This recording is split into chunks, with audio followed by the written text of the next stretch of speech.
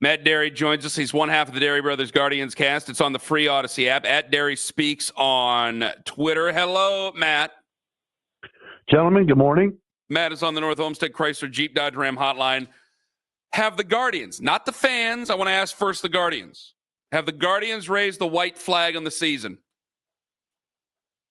Well, if you would have asked me that in March, I may have told you yes also. I mean, just based upon the Oh, come on, Matt.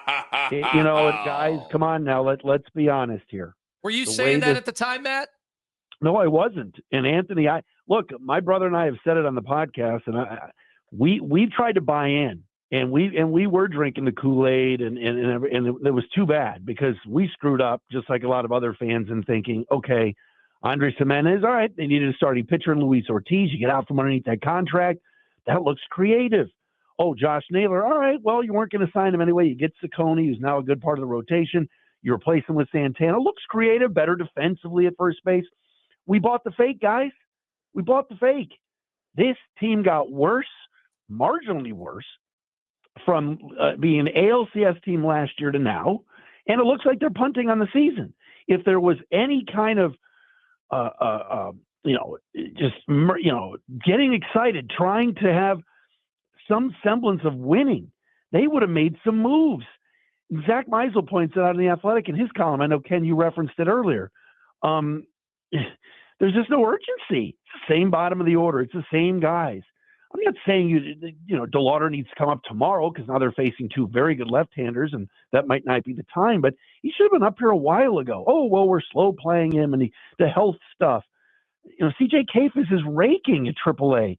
This band of renown they're trotting out in right field sucks, and they've gotten worse. And we kind of bought in that Vogt would wave the magic wand again, but guys, they can't catch the ball. The bullpen went from second best to 13th or 14th best. They're not hitting. I mean, it looks like a punt. It really does. It really looks like a team that's going through the motions right now. Well, see, that's the thing. That's the thing, Kenny, is the other day, and I rewatched it because I needed a couple of days, and I rewatched it. I went back to the condensed game on the app. When your best player and your franchise player and a guy that you're going to build a statue for gets hit intentionally and no one does anything, what does that tell you? Jared Allen. It tells you you don't want the problem. You'd rather just move on about your day. You don't need the problem. Right. Jared Allen and the Cavs are soft because Ben Matherin shoved that kid down and no one did anything, right? Oh, they're soft. Stephen Vogt did a little bit of barking at the Blue Jay dugout, walked away. I'm not saying you start a full-fledged brawl here, but let's let the benches clear and let's stick up for our guy. And I know they had a players-only meeting on Friday. Since Jose got hit, they've done nothing. There's been nothing about it from a rah-rah standpoint, and they haven't won a baseball game since. So they do look dead, and that's too bad because there is some talent here, and there's some good guys on this team, and I like the pitching. I like the starting pitching, but they look like they're going through the motions. And in the American League, and Tony brought it up earlier, in the American League, they could still sneak in and be a wild card and get into the tournament. So what will bother me is that, honestly, you go from Stephen Vogt not saying anything, and then I start to feel like, did Austin Hedges have a players-only meeting because he felt somebody needed to speak up for it? Because I know he's like almost in a lot of ways, he's a glorified manager in his own right. And so he has the players-only meeting. They come out, hey, 6 runs. Fantastic. Finally, we got something going here. Then they lose that game to the Cardinals, and then Sunday's just whatever, and it's almost like, okay, that's it. We're finished here. Finito. Well, the 6 runs too was in an inning. They've scored no runs in 35 of their last 36 innings. That's almost impossible. Seriously. And yes, that was one inning and it was a good run. And then all of a sudden, Ciccone didn't have it and the bullpen blew it and Cade Smith's not available. And they won't tell us he's not available. It's a big secret. It's like the CIA down there. And it just makes no sense. They're getting a little bit of their comeuppance right now in terms of, I think, a little bit of arrogance and a little bit of, hey, we've always been winning. This is how we do it. And it's not working. And a lot of it comes from the top to the very top with ownership. I hate to play that card. The Dolan's cheap hashtag is an old bit, but it's true. The team down the road from you that is 21 or 22 games above 500 and running away with the division, They don't spend a lot either, but they did go get Gleyber Torres, and they did re-up, and they did go get Jack Flaherty. Those would be two nice pieces on this team. Gleyber Torres is 17 times better than anything the Guardians are putting out at second base, and the Tigers got him on a cheap deal on a one-year deal. The Guardians let Matthew Boyd walk. Then they had to kind of piece that together to go get Luis Ortiz and Ciccone to replace Boyd. If you would have paid a little bit of money and kept a guy around, then we might be talking about something a little bit different right now, because Matthew Boyd was extremely popular in that clubhouse, but they punted. They did. Obviously, we're talking to Matt Dery right now from the Dery Brothers podcast. So obviously, every time we hear from the manager, he's staying positive with his guys. He certainly is not sounding the alarms that we are. The fact that Antonetti spoke recently tells you that they understand where the public relations are with this team and how people feel about them and the organization right now. But when it comes to Vogt, what do you think of his job right now? Because we've talked about the talent situation. So how much do you put on the manager right now? I don't put a ton on him, Anthony, because I think he did such a good job last year. He worked a miracle last year and did a fantastic job, won manager of the year and deserved it, and got this team to the ALCS. Then you strip him away of his Gold Glove second baseman, his all-star first baseman, replace it with players that are not as good. I think he's done a pretty good job. I don't love yesterday's move of sitting Manzardo. I mean, free Manzardo. Use the hashtag. Play this kid every day. Come on. I don't find a way to have him as his bat in the lineup. He has to be playing. You have to find out what you have in him. But I think Stephen Vogt's a good manager. I do. What's he supposed to do? Is he supposed to just press a button and make Bo Naylor a major league hitter again? Not his fault. I don't know what Grant Fink or Dave Fink or Nick Fink or whoever this hitting coach is, what he's doing with some of these guys, but they've regressed. A guy like Bo Naylor, a guy like Lane Thomas, those were two bats you expected before the season to really come on, especially Lane in the contract year. I don't think that's the manager's fault. I think these guys have regressed. What are we going to do with Bo, by the way? Because I'm getting a lot of nasty comments about him recently. Well, that's the thing, Kenny. Like he's fine defensively. He's okay. I mean, obviously Hedges is the better defender, but the bat just is not there, and it doesn't make any sense. And again, it's another first round pick bat that again is fizzling. Now you look at a guy like the Angels and Joe Adell. They stuck with him, and at 26 years old now, after years of giving him a shot, he's flourishing. So maybe their hope with him is he's our guy. We got to stick with him, but the swing's too long, but there's no other. Cooper Ingle is your next guy, and he's in Double-A. He's 2 years away, so you're kind of stuck with Bo Naylor right now. All right, Matt. You said something during your podcast that was pretty strong about Paul Dolan. You want him to step away like right now.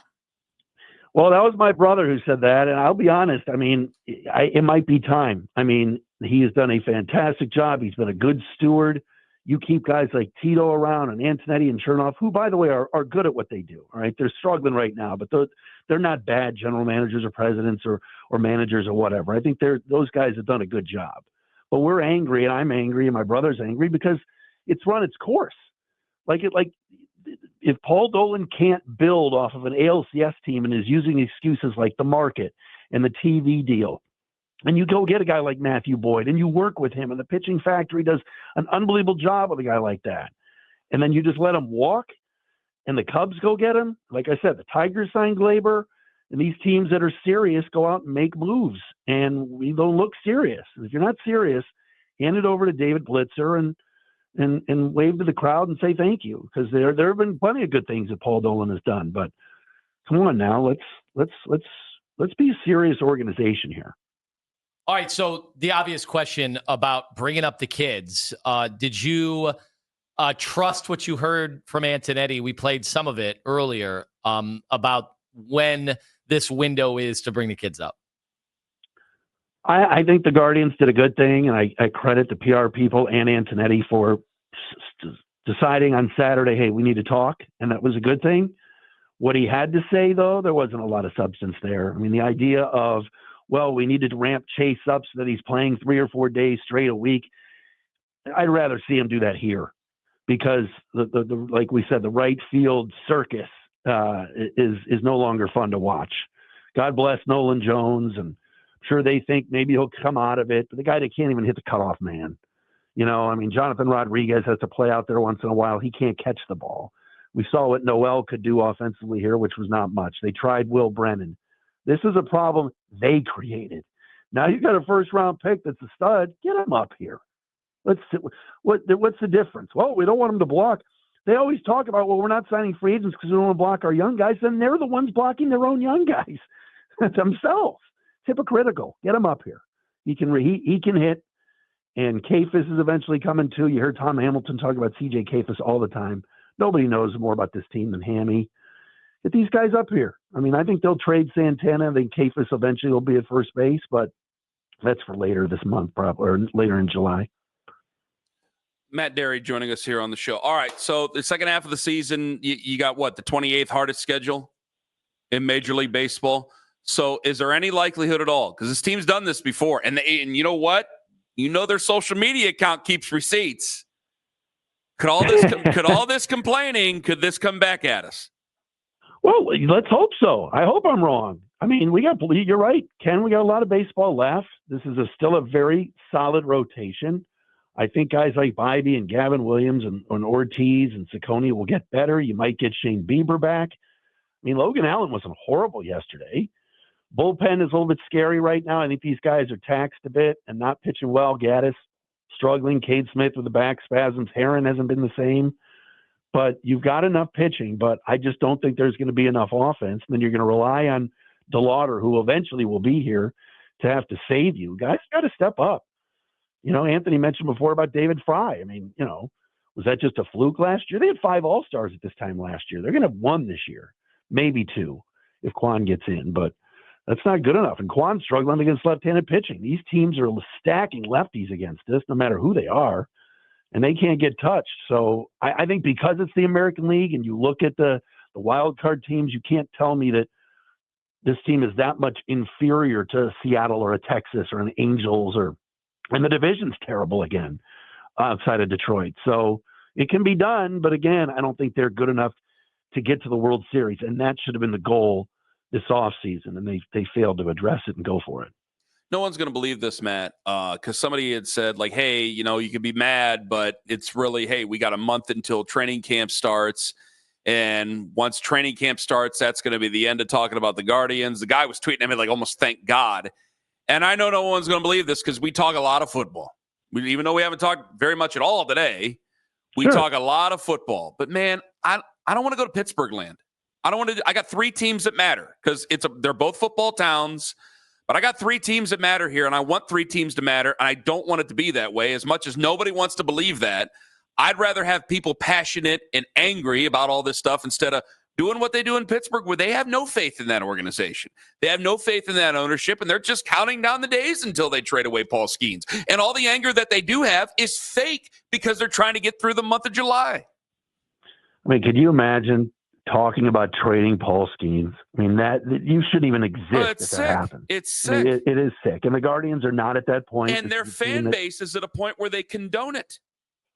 Right. But I like the fact that there's passion right now. I like the fact that the Guardians reacted this weekend by putting Antonetti on there and putting him on the broadcast. And the sideline reporter on TV is talking about DeLauder. They all know. Tom Hamilton's talking about it. They all know.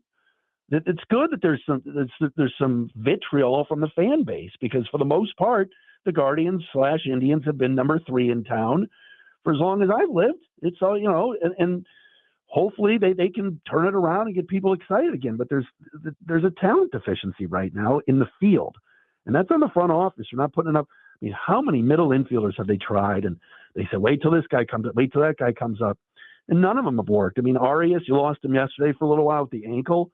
Is he a winning player? Is he the guy? We're going back to Rocchio now because Arias is hurt. Is Brian going to come up and look like Rocchio was in October? That's the hope, but you don't know. There's not enough proven commodities here. And they got to re-sign Stephen Kwan, by the way, too. Show us you're serious and keep number 38 around. Matt Dery, at Dery Speaks on Twitter. Well, do you really think, real quick, I got like 30 seconds. Do you really have any faith that they would sign him long-term? Is there a possibility? I know that they've talked, but it's like, hey, you got 2 more years of arbitration. No, let's do it. Show the fans you got to keep a guy like that around. It would be nice for the fans. It would, and it would be nice trying to win. You can't let him walk. You can't develop another. Name me another outfielder not named Stephen Kwan that you've developed. You haven't. They've all busted. Nolan Jones, Brad Zimmer, Clint Frazier. The list goes on and on. You have to keep him around because he's the one guy that's proven that he can hit and play, and he's a tremendous left fielder. He's unbelievable out there. At Dery Speaks on Twitter. Listen to the Guardians cast. They're very good. The Dery Brothers Guardians cast, even though sometimes, obviously, I can't tell your voice from your brothers. I apologize. I'm sorry. All the best. All good, fellas. All the best. Thank you so much. Matt Dery on the North Olmsted Chrysler Jeep Dodge Ram Hotline. Dery Brothers Guardians cast.